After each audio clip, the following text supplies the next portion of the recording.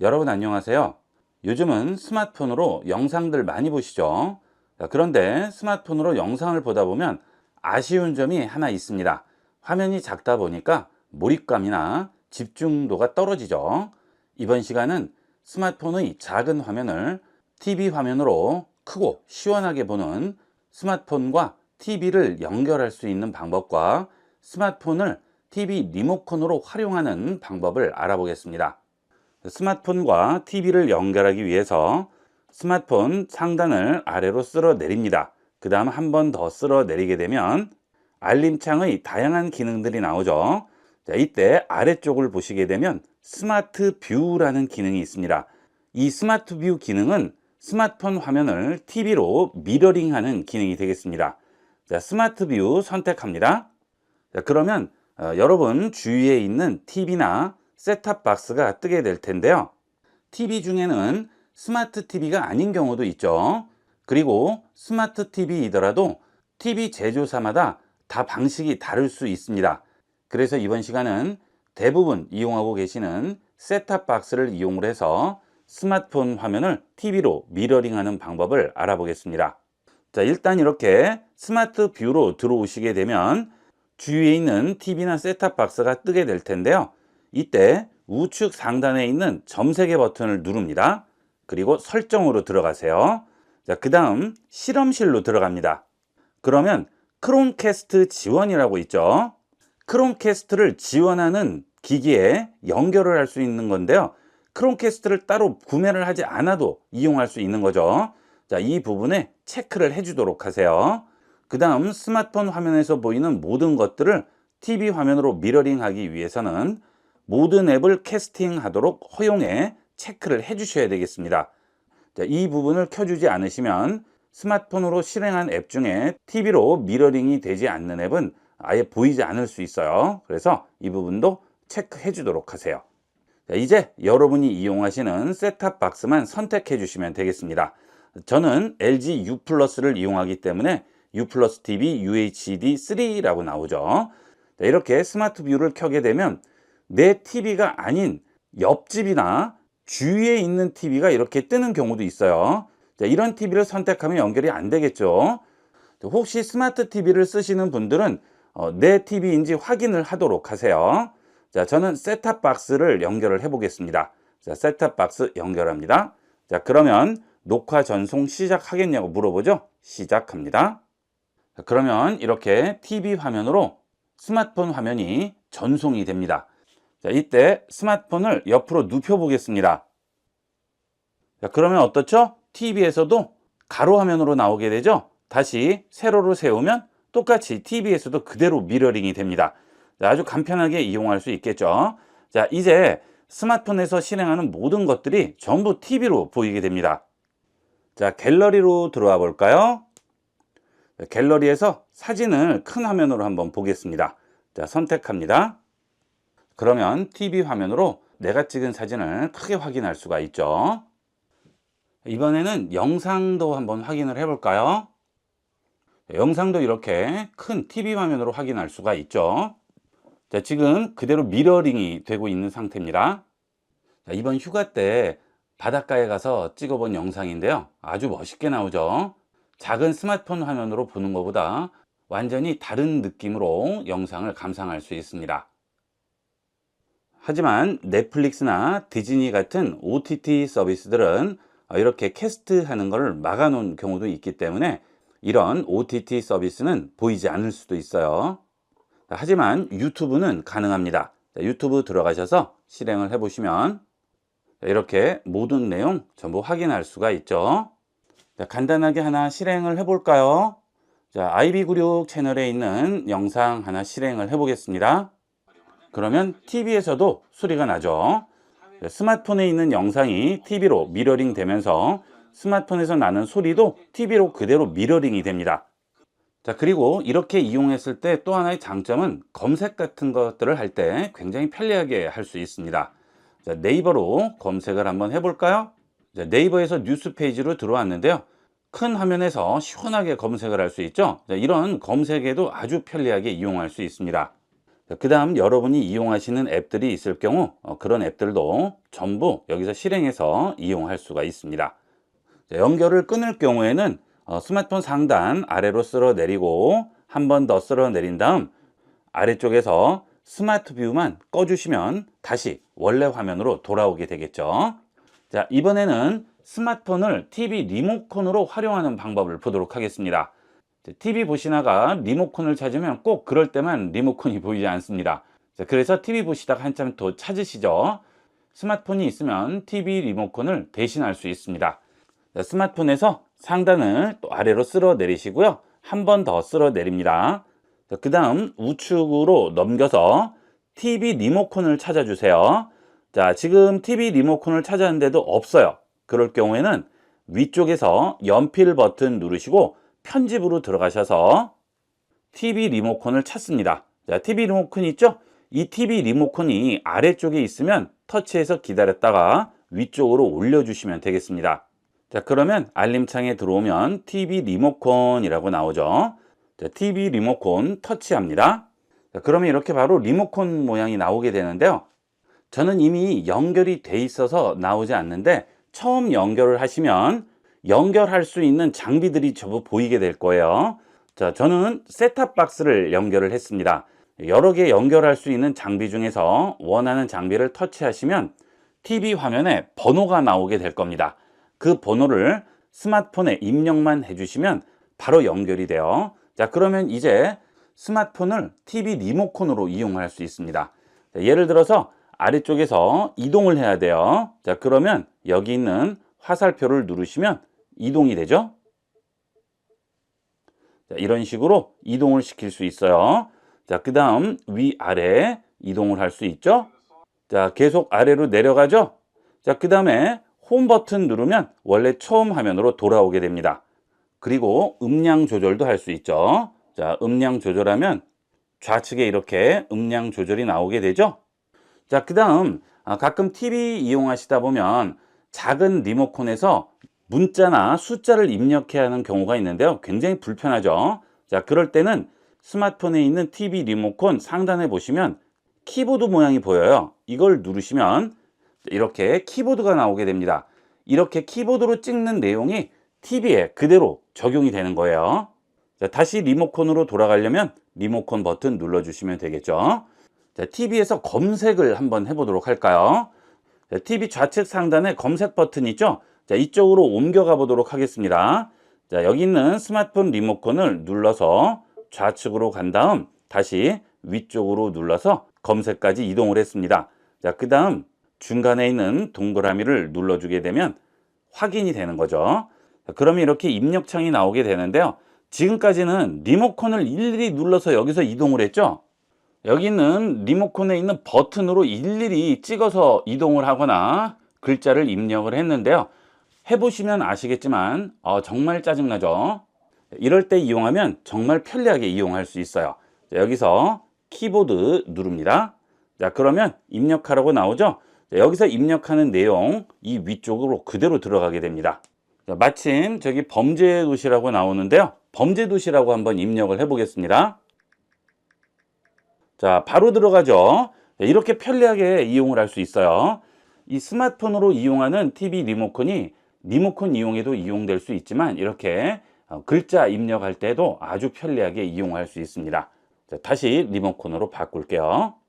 자, 이런 식으로 TV 리모컨을 이용하게 되고요. 이제 리모컨을 꺼볼까요? 자, 그러면 우측 상단에 있는 전원 버튼 모양이 있죠? 자, 이거 누르시면 리모컨 꺼지고 원래 화면으로 돌아오게 됩니다. 현대의 필수 기기는 휴대폰과 컴퓨터인데요. 이번 시간은 스마트폰과 컴퓨터를 연결하여 하나의 기기처럼 활용하는 휴대폰과 컴퓨터 연결 기능에 대해 알아보겠습니다. 휴대폰과 컴퓨터를 연결하기 위해서는 윈도우에서 휴대폰과 연결 기능을 이용해야 됩니다.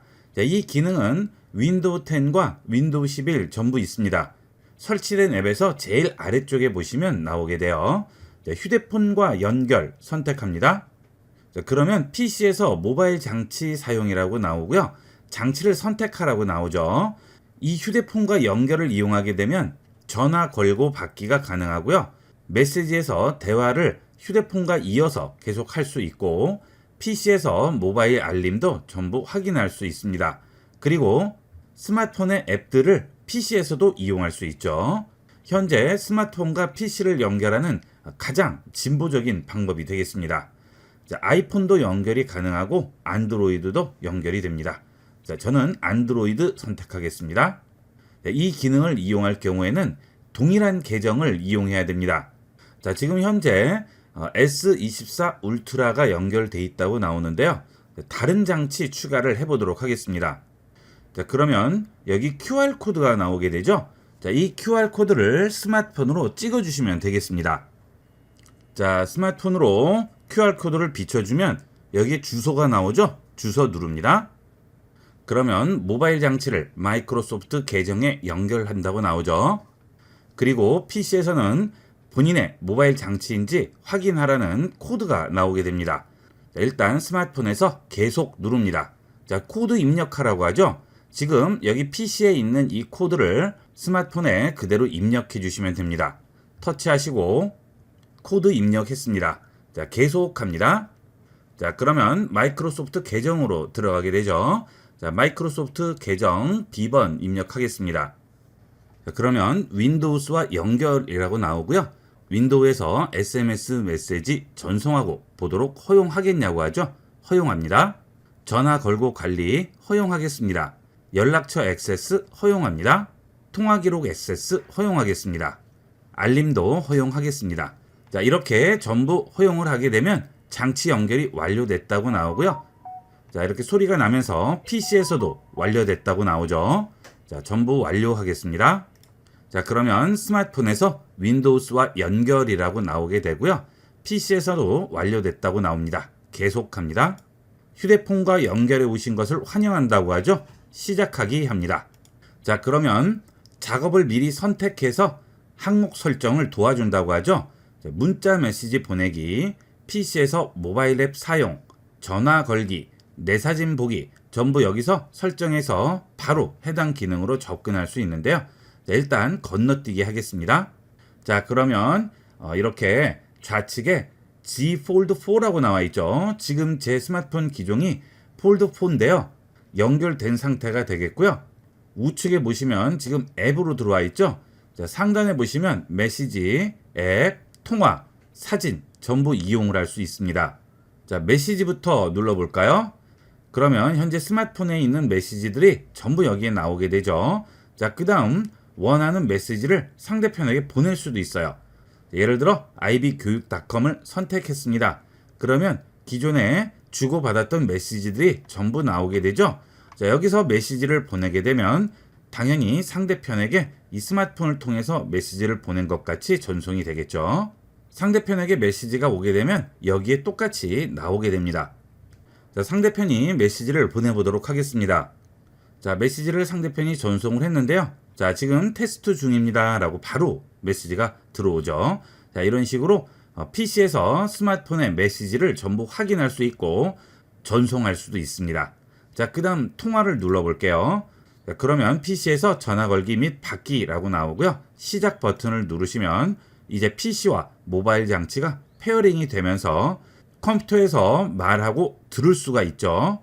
페어링 시작합니다. 블루투스 설정하겠습니다. 자, 그러면 장치 확인이라고 나오고요. 스마트폰에 연결 허용할지 물어보죠. 허용합니다.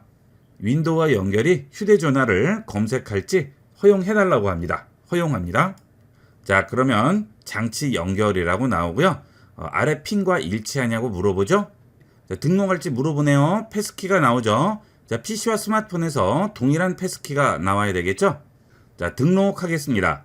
컴퓨터에서도 이해합니다. 그러면 이제 장치가 연결이 되게 되고 컴퓨터에서 통화하고 들을 수가 있죠. 계속합니다. 자, 그러면 이렇게 전화 앱 화면으로 넘어오게 되죠. 자, 여기서 연락처를 검색할 수도 있습니다. 자, IB라고 입력하면 ib교육.com이라고 나오게 되죠. 자, 이렇게 해서 연락처 검색도 할 수 있고요. 자, 그 다음 직접 입력해서 통화할 수도 있고 부재중 전화도 전부 연결할 수 있고요. 상대편에게 전화가 오게 되면 그 전화를 받을 수도 있습니다. 자, 그 대신 컴퓨터에 마이크와 스피커가 장착이 되어 있어야 되겠죠. 자, 마이크 같은 경우에는 비싼 마이크 필요 없이 다이소 같은 곳에서 파는 3,000원, 5,000원짜리 마이크를 연결해도 아무 상관없이 이용할 수 있어요. 자, 전화를 한번 해볼까요? 자, 컴퓨터에서는 지금 전화 왔다는 표시가 나오지 않는데요. 자, 스마트폰에서 통화해 보겠습니다. 자, 이렇게 통화 연결을 하게 되면 이제 새로운 창이 뜨게 되면서 모바일 장치에서 통화라고 나오게 되죠. 자, 이때 PC로 전송 버튼을 누르면 PC에서 연결해서 통화할 수 있습니다. PC로 전송합니다. 자, 그러면 이제 PC에서 통화를 할 수 있는 거죠. 현재 PC에서 통화라고 나오죠? 자, PC에서 통화하다가 다시 스마트폰으로 통화를 할 거예요. 그러면 휴대폰으로 전송 누르시면 다시 휴대폰으로 통화가 되게 됩니다.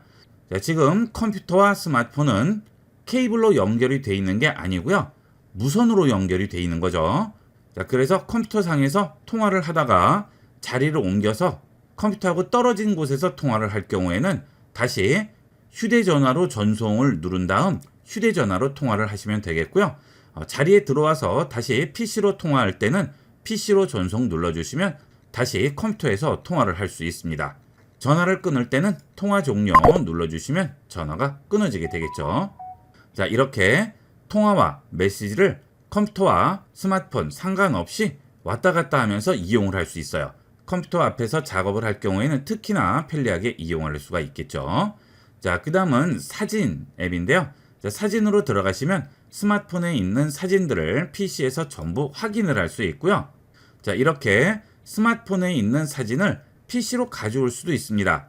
옮기고자 하는 사진을 클릭 드래그해서 컴퓨터의 바탕화면으로 꺼내 놓습니다. 자, 그러면 복사라고 나오죠? 마우스에 손을 놓게 되면 바로 이렇게 복사가 됩니다.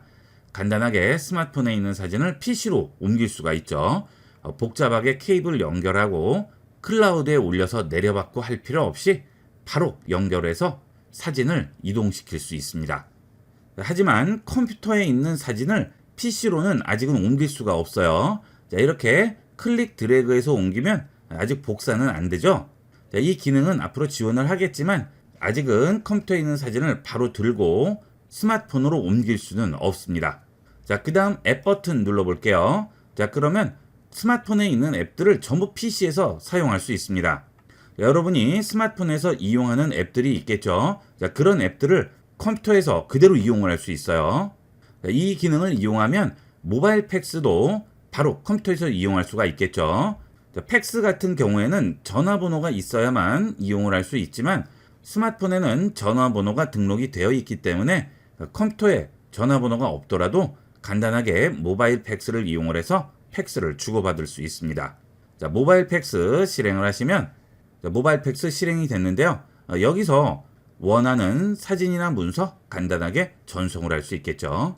자, 그 대신 이 모바일 팩스도 스마트폰 안에 있는 자료만 전송을 할 수 있기 때문에 미리 전송할 사진이 있을 경우 스마트폰에 복사를 해 놓으시고 여기서 첨부해서 전송을 하시면 되겠죠.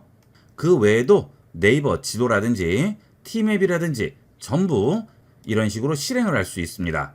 자, 지금 PC 화면에서 실행이 돼 있죠. 자, 이런 식으로 내비 기능도 전부 PC에서 이용을 할 수 있어요. 자, 그 외에도 OTT 서비스라든지 또는 TV를 보는 앱을 통해서 PC에서 TV를 볼 수도 있겠죠. 그리고 게임도 컴퓨터에서 그대로 이용할 수가 있겠습니다. 외부에서 노트북을 많이 이용하시는 분들은 특히나 활용도가 매우 높다고 할 수 있겠습니다. 자, 그 다음에 좌측에 있는 화살표를 눌러서 창을 열게 되면 자, 지금 연결된 스마트폰이 나오게 되는데요. 이 스마트폰을 클릭하게 되면 휴대폰 화면 열기 기능이 실행되고 이렇게 미러링식으로 나오게 됩니다. 자, 지금 상태는 PC에 맞게 다시 재설정이 되어 있는 상태지만 여기 있는 휴대폰을 누르게 되면 휴대폰 화면이 그대로 다시 뜨게 되죠. 미러링과 동일한 기능이 되겠습니다. 자, 그 다음은 스마트폰에서 나오는 소리를 PC에서 재생도 할 수가 있는 거죠.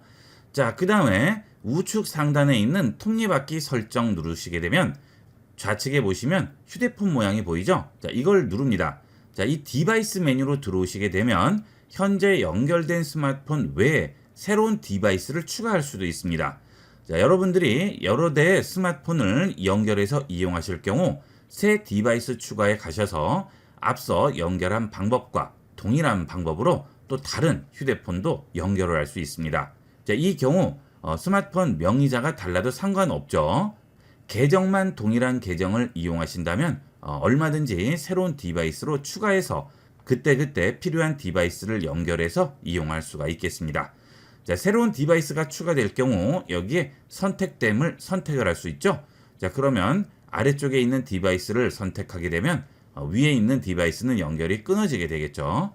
자, 이렇게 여러 개의 디바이스를 하나의 컴퓨터와 연결을 해서 필요할 때마다 필요한 디바이스를 연결해서 활용할 수가 있겠습니다. 자, 이렇게 해서 스마트폰과 컴퓨터를 연결하는 가장 활용도 높은 기능인 휴대폰과 연결 기능에 대해서 알아봤습니다. 이 휴대폰과 연결은 스마트폰과 컴퓨터를 연결하는 가장 확실하고 다양한 기능을 제공하는 편리한 연결 방법이 되겠습니다. 스마트폰과 컴퓨터를 동시에 많이 이용하시는 분들은 꼭 이용을 해보도록 하세요. 5, 6년 된 예전 스마트폰들은 중고로 팔더라도 거의 값이 없기 때문에 폐기하는 경우가 많은데요. 이렇게 오래된 스마트폰을 CCTV로 활용하는 방법을 알아보겠습니다. 자, 지금 이 스마트폰은 갤럭시 S10 기종인데요. 이 스마트폰이 나온 지는 7년 정도 됐습니다. 자, 그러다 보니까 스마트폰 화면도 위쪽과 아래쪽이 지금 다른 컬러로 나오고 있죠. 자, 이렇게 되면 중고로 판매하기는 더욱 어렵겠죠. 하지만 이렇게 오래된 스마트폰도 뒤쪽에 있는 뒷면 카메라는 전혀 문제가 없죠. 특별히 찍히거나 하지 않는다면 사진 결과물에는 별다른 이상이 없습니다. 자, 이 카메라를 이용을 해서 CCTV로 활용하는 거죠. CCTV로 활용하기 위해서는 알프레드 CCTV라는 앱을 설치해 주셔야 되겠습니다. 이 알프레드 CCTV를 CCTV로 쓸 스마트폰에 설치하고요. 그 다음 그 CCTV를 확인할 스마트폰에도 설치가 되어 있어야죠. 알프레드 CCTV를 양쪽에 설치해 주시면 됩니다. 알프레드 CCTV는 구글 플레이 스토어 들어가신 다음 검색 버튼 누르시고 알프레드라고 입력만 하면 알프레드 CCTV라고 나오죠. 자, 그 다음 이 앱 배지 모양 확인하시고 설치해 주시면 되겠습니다. 자, 저는 이미 설치를 했죠. 자, 우선 CCTV로 사용할 스마트폰에 알프레드 CCTV를 실행하겠습니다. 자, 처음 설치하면 이렇게 회원 가입하라고 나오게 됩니다. 자, 보통 구글로 로그인하면 되겠죠. 혹시 아이폰을 이용하시는 분들은 애플로 계속하기 이용하시면 되겠습니다. 자, 저는 구글로 계속하기 합니다. 자, 처음 실행하시게 되면 작동 권한 필요하다고 하죠. 계속합니다. 앱 사용 중에만 허용합니다. 계속 허용해 줍니다.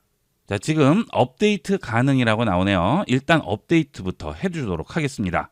자, 구글 플레이 스토어에서 업데이트 해줄게요. 자, 이런 앱들은 그때그때 업데이트를 바로 해주셔야 최대한 문제없이 이용할 수 있어요. 자, 업데이트 합니다. 자, 업데이트가 되는 동안 CCTV를 볼 스마트폰에 알프레드 CCTV 실행하겠습니다. 자, 저는 구글로 계속하기 하겠습니다. 자, 그리고 아이디 선택하게 되면 실행이 되고요. 여기도 업데이트 하라고 나오죠. 이쪽도 업데이트 하도록 할게요. 자, 업데이트가 다 됐네요. 열기 합니다. 자, 그러면 알프레드 CCTV 실행이 되고요. 카메라가 오프라인 상태라고 나오게 되죠. 자, 지금 좌측 상단에 보면 뷰어라고 나오죠. 이 스마트폰은 뷰어 스마트폰이 되겠고요. 예전 스마트폰은 CCTV로 활용하는 스마트폰이 되는 거죠. 여기는 지금 카메라라고 되어 있죠. 이 뷰어 스마트폰으로 이 카메라 스마트폰으로 비치는 것을 전부 확인할 수 있는 거죠. 그 대신 CCTV로 사용하는 스마트폰과 뷰어로 사용하는 스마트폰이 동일한 와이파이에 연결이 되어 있어야 되고요. 동일한 계정으로 로그인이 되어 있어야 됩니다. 그래야 연결이 돼요. 우리가 특별히 잡아주지 않아도 동일한 계정이기 때문에 뷰어와 카메라로 연결이 되는데요. 혹시나 이게 반대로 뒤집혀 있는 경우가 있습니다. 카메라로 쓸 스마트폰이 뷰어로 되어 있고 뷰어로 쓸 스마트폰이 카메라로 되어 있어요. 자, 그럴 때는 여기 있는 뷰어나 카메라를 터치하신 다음 원하는 것으로 바꿔주시면 되겠죠. 자, 저는 지금 뷰어로 되어 있죠. 이제 이 CCTV로 비친 모습이 여기 있는 뷰어 스마트폰에 보이게 됩니다. 한번 켜볼게요. 지금 이 두 대의 스마트폰이 모두 온라인이라고 되어 있죠. 자, 여기 있는 뷰어도 온라인, CCTV도 온라인 상태죠. 자, 이제 여기 있는 라이브를 터치만 해주시면 바로 확인을 할 수 있습니다. 자, 이 CCTV로 이렇게 돌렸더니 스마트폰에도 그대로 나오죠. 자, 그러면 이제 이 CCTV 스마트폰을 외부에 가져다 놓도록 하겠습니다. 자, 외부에 스마트폰을 거치해 놨는데요. 자, 이렇게 외부 모습이 여기에 바로 보이게 되죠. 자, 화질이 굉장히 좋죠. 자, 카메라로 쓰이는 스마트폰의 화질이 좋을수록 깔끔하게 나오게 되고요. 자, 시중에서 판매하는 CCTV들보다 이 스마트폰 화질이 훨씬 좋기 때문에 CCTV 화면도 훨씬 깨끗하게 나오게 됩니다. 자, 만약 여기서 좀 더 고화질을 원하신다면 유료로 이용을 하시게 되면 좀 더 고화질 화면을 보실 수가 있어요.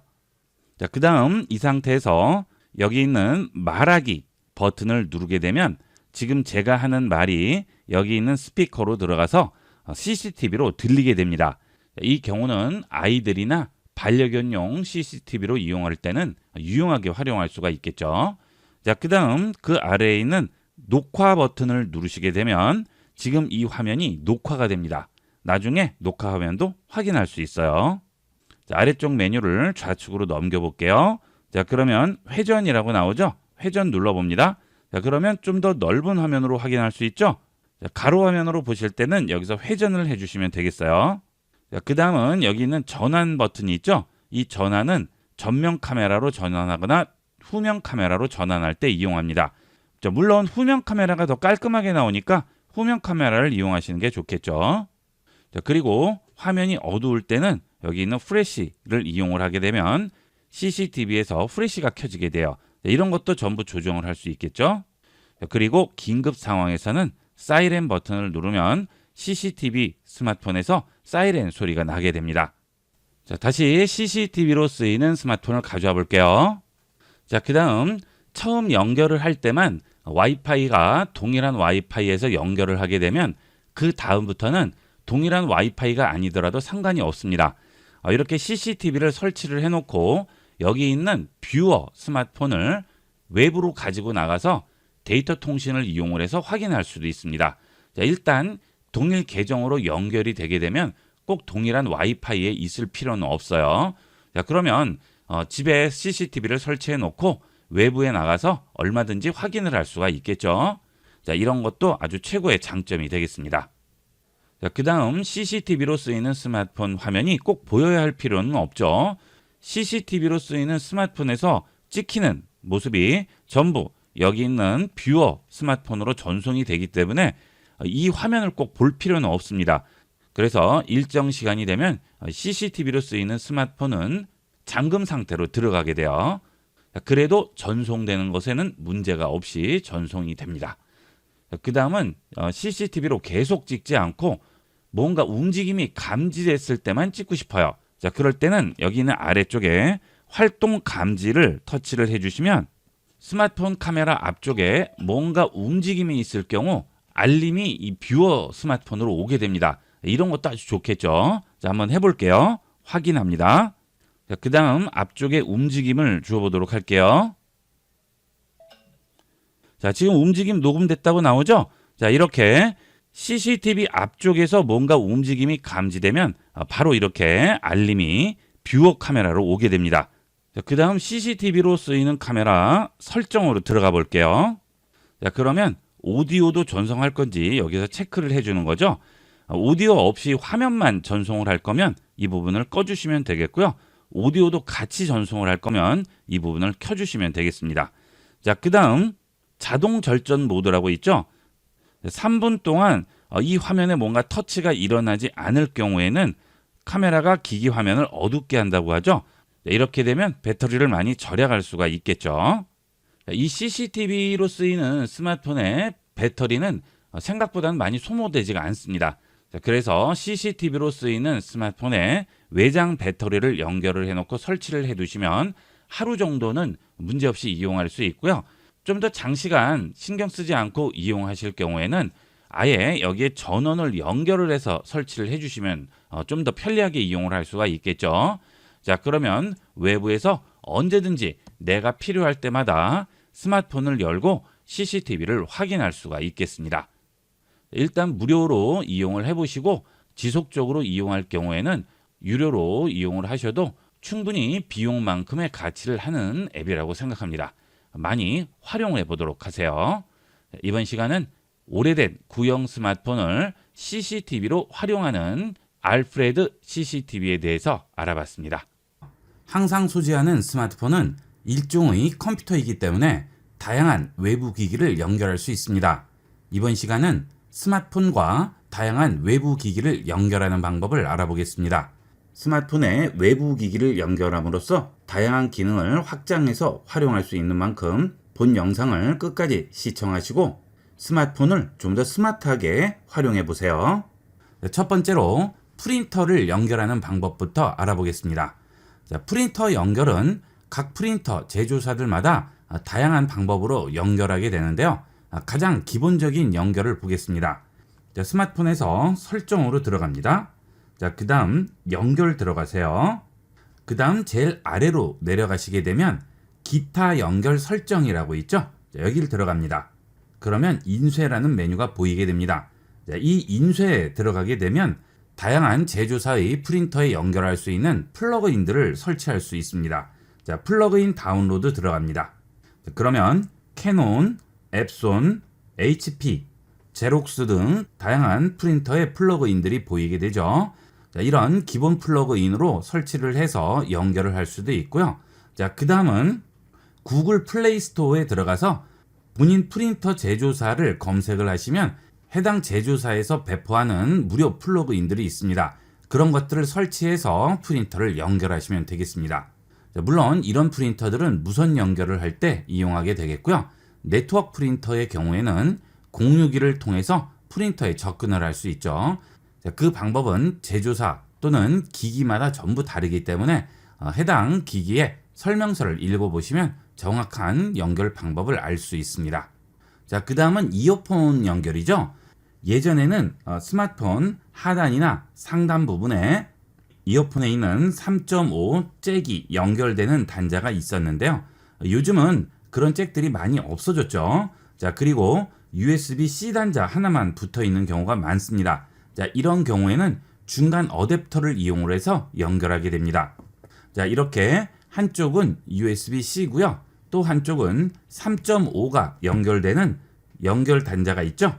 이렇게 해서 연결을 하신 다음 스마트폰 하단에 있는 USB 단자에 연결을 하시면 이제 유선 이어폰으로 스마트폰에 있는 소리를 들을 수 있습니다. 이 방법은 유선 이어폰으로 연결하는 방법이고요. 무선 이어폰은 이렇게 선으로 연결되어 있지 않은 블루투스로 연결하는 이어폰들을 이용하게 되죠. 지금 보여드리는 이 이어폰은 삼성 버즈이기 때문에 이어폰을 열게 되면 이렇게 바로 스마트폰에서 인식을 자동으로 하게 되죠. 하지만 같은 제조사가 아니고요. 다른 제조사에서 만든 이어폰일 경우에는 따로 블루투스에서 등록을 해 주셔야 되겠죠. 블루투스로 이어폰이나 스피커를 연결하는 방법은 설정 들어갑니다. 그 다음 연결 들어갑니다. 그 다음 블루투스 들어갑니다. 그러면 연결할 수 있는 여러 가지 기기들이 보이게 되죠. 이어폰도 마찬가지고요. 이런 스피커도 마찬가지가 되겠죠. 일단 블루투스로 들어오신 다음 블루투스 기기를 껐다가 다시 켭니다. 블루투스 연결 준비가 되었습니다. 그 다음 블루투스에서 찾기를 선택합니다. 그러면 블루투스 기기를 검색을 하게 되겠죠. 만약 제대로 검색이 되지 않을 때는 블루투스 기기를 한 번 더 껐다가 켜고 블루투스를 다시 찾기를 눌러주시면 검색이 되게 됩니다. 지금 검색이 됐죠. 아래쪽에 보시면 연결 가능한 기기라고 있고요. 위쪽을 보면 등록된 기기라고 나오죠. 연결 가능한 기기에서 등록을 하게 되면 위쪽에 있는 등록된 기기로 올라가게 됩니다. 지금 이 스피커인데요. 이걸 등록을 시켜 볼게요. 터치합니다. 그러면 페어링 중이라고 하고 연결 요청 들어오죠. 등록합니다. 블루투스 연결이 되었습니다. 연결됐다고 나오죠. 그리고 위쪽을 보면 이렇게 연결됐다고 나오게 됩니다. 이제 스마트폰에서 나는 소리는 전부 이 블루투스 스피커를 통해서 들을 수가 있겠죠. 그 다음 저는 지금 갤럭시 버즈 2 프로 이렇게 무선 이어폰이 보이게 되는데요. 만약 자동으로 이렇게 등록이 되지 않으면 제가 금방 한 방법과 동일한 방법으로 블루투스를 등록을 해주시면 되겠습니다. 자, 블루투스가 연결이 가끔 잘 되지 않는 경우가 있어요. 그럴 때는 반드시 이렇게 블루투스 기기를 껐다 키시고 찾기 버튼을 누르면 빠르게 등록을 할 수가 있습니다. 자, 그러면 이제 이 블루투스 기기는 등록이 돼 있기 때문에 그 다음부터는 따로 등록할 필요 없이 블루투스 기기가 근처에 있으면 자동 연결이 되게 되겠죠. 간단하게 연결해서 이용할 수 있습니다. 자, 그 다음 저는 키보드와 마우스도 지금 연결이 되어 있죠. 무선 키보드와 무선 마우스도 블루투스를 통해서 연결을 할 수 있겠죠. 자, 그 다음은 삼성 태그죠. 자, 이거는 물체 위치 같은 거 찾을 때 이용하는데요. 자, 이런 갤럭시 스마트 태그도 이렇게 등록이 되어 있죠. 전부 이 블루투스를 이용을 해서 등록을 하게 됩니다. 자, 그 다음은 스마트폰을 이용을 하시다 보면 저장 공간이 모자랄 경우도 있고요. 다른 사람에게 데이터를 받을 경우도 있고 또 다른 사람에게 데이터를 줘야 할 경우도 있습니다. 메일이나 카카오톡으로 전송하는 것이 여의치 않을 경우에는 USB 메모리를 이용을 해서 주는 경우도 있는데요. 자, 그럴 때 USB 어댑터를 이용을 하게 되죠. 자, 앞쪽은 USB-C 단자고요. 뒤쪽은 일반 USB 메모리가 들어가는 USB-A 단자가 있습니다. 이런 USB-A 단자는 우리가 일반적으로 이용하는 USB 메모리 단자와 동일하죠. 자, 이렇게 꽂으시면 바로 스마트폰에 연결을 할 수가 있죠. 자, 그러면 스마트폰에서 이렇게 인식을 하게 됩니다. 자, 플래시 드라이브를 처리하겠냐고 물어보죠. 확인합니다. 자, 그 다음 이렇게 연결된 USB 메모리에 있는 데이터를 확인하는 방법은 갤럭시에 기본으로 설치되어 있는 넷 파일로 들어가서 찾아보실 수 있습니다. 넷 파일 들어갑니다. 그러면 아래쪽에 내장 저장 공간 아래에 보시면 USB 저장 장치라고 나오죠. 이 USB 저장 장치를 들어가시면 USB 메모리 안에 들어있는 파일들을 전부 확인할 수가 있습니다. 그리고 문서 파일인 경우에는 열어볼 수도 있겠죠. 자, PDF 파일 전부 열어볼 수 있죠. 영상이나 사진 파일도 전부 열어볼 수가 있습니다. 자, 또는 스마트폰에 있는 파일을 이 USB 메모리에 담을 수도 있죠. 자, 내 스마트폰에 있는 파일은 카테고리에서 이미지, 동영상, 오디오, 문서, 설치 파일 여러 가지가 있죠. 자, 예를 들어서 이미지로 들어갔습니다. 자, 이 이미지를 USB 메모리로 옮길 거예요. 터치하고 기다립니다. 그러면 체크가 나오죠. 자, 원하는 이미지들을 전부 체크를 해주시고요. 자, 그 다음 아래에서 복사 선택합니다. 자, 그러면 3개가 복사가 됐어요.